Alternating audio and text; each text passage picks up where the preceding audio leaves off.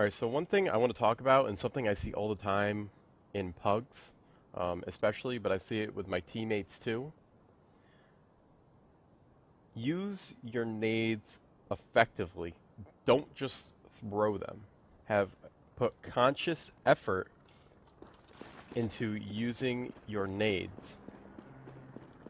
So nades in this game are more powerful than any other version of Counter-Strike. They have an amazing amount of utility. You can lob, you can do that, you can throw it overhand. There's so many different ways to throw your nades that you can literally get a nade to go wherever you want, as long as you kind of understand the trajectories and you've put a little practice into it. So what I mean by that is I just don't see people really thinking about the flashes that they throw. I see people using smokes way too early in the round and not utilizing their full efficacy. And people just using mollies and nades in ways that don't make any sense, that aren't hurting anyone and really aren't punishing them. So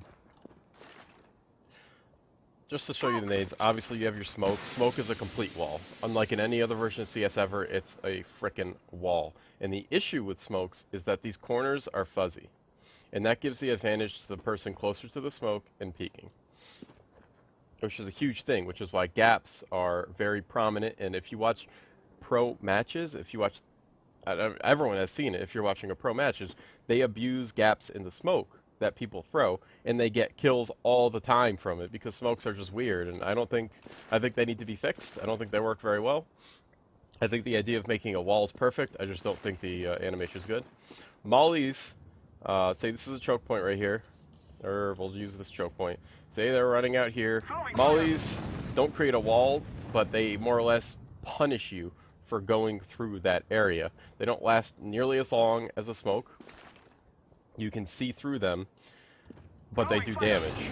So they just use them to punish people. And flashes, obviously, are hugely powerful. Bam, I can't see anything. Even if it's fading, you have the imprint of the image you just saw. So they're very debilitating. But the problem is, people don't use them properly. So I'll start with flashes. Flashes you have two of them.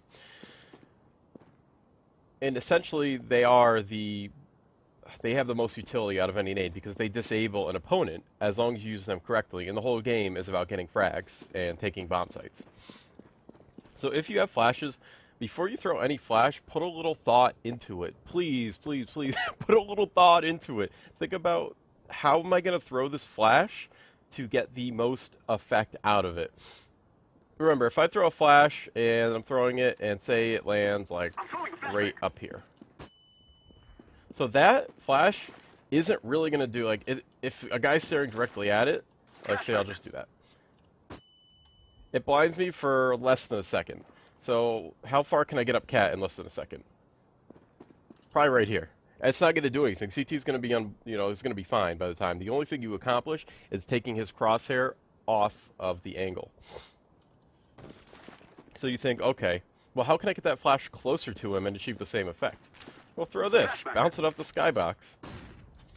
No, that didn't bounce off the skybox. But you get what I mean. Just throw it high, and, like, that's going to be way closer to them, and that's going to blind them. And that's just a little more thought out.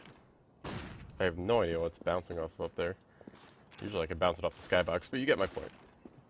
Just get the flasher closer to them. 2, pop flashes. So everyone's taken up cat before, and they know, get clear, look at all these angles you clear. There could be a guy here, there's a guy waiting here, it could be a guy behind here.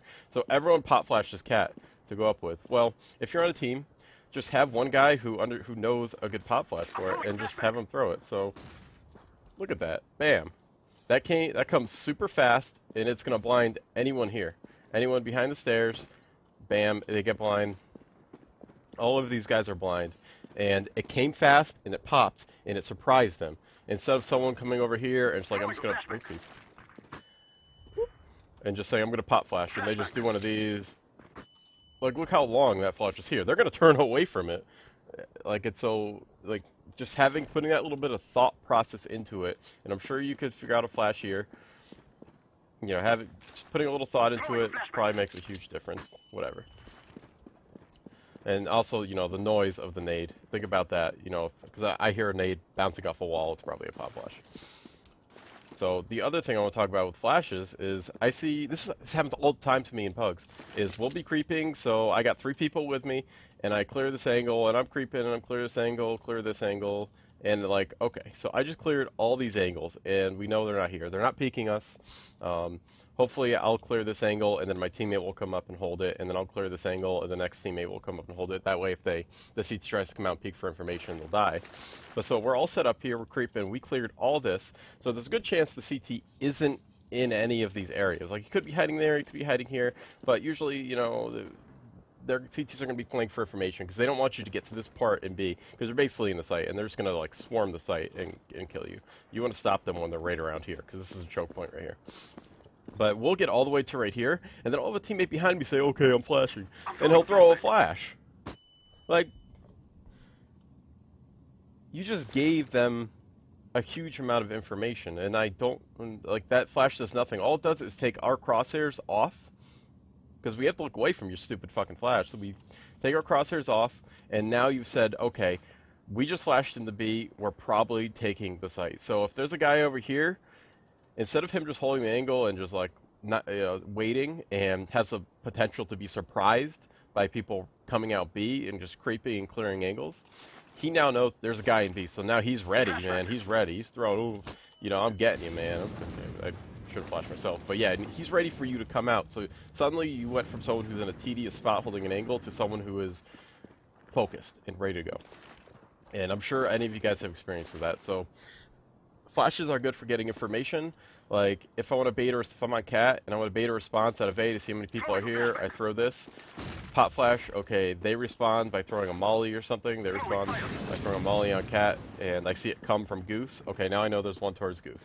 And from there, I could probably assume setups. If there's one goose, there might be 2 long or something like that. And that's just, you can play for information. But sometimes you just willingly give them information by just flashing or doing something when you're all the way at this point and you're ready to take B, like, and you can just basically walk in. They're letting you walk in, so walk in.